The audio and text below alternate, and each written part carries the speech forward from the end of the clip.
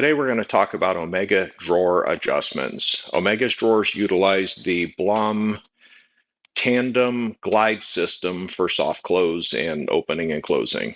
So the mechanisms that you have available to you, within the latches, you have a quick release. You squeeze these, that releases the drawer from the glide system itself.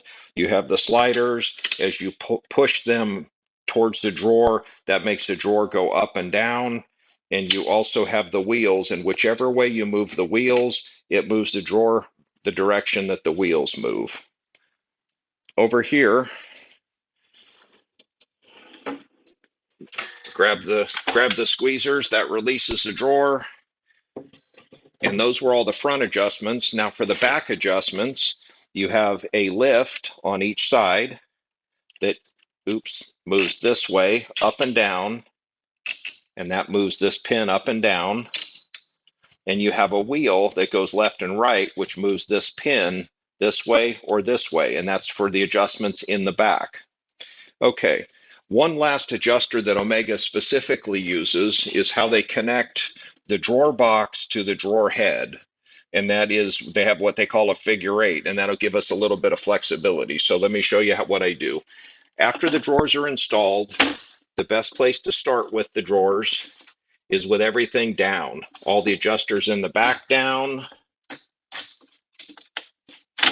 the squeezers pulled towards you, or not the squeezers, the sliders pulled towards you. That's this mechanism here. And then you close the drawer and see where you're at. As you can see, we've got this drawer set up. It's really tight on one side and really loose or really open on the other side. So my very first adjustment on a brand new drawer is I work with the figure eights. And so I give myself some tension or give it some support on the drawer, and then I pull up just a little bit and I kind of take a look at it. And so basically, I want to get this as good as I can before I drill for hardware. And the reason is now I'm not using up any of my adjusters. I'm not using up any of my adjusters. See, I went a little bit too far, but I'm not using any adjusters at this point, and I've got most of my adjustment done. Okay, so from there, let's say one side's just a little bit low. I can also grab the adjuster and push it in, and this will raise one side or both sides, depending on whether I want one side up or both sides up. So that gives me another adjuster. It's critical to make sure that your drawers and all of your doors clear at countertop installation before they glue the countertop down.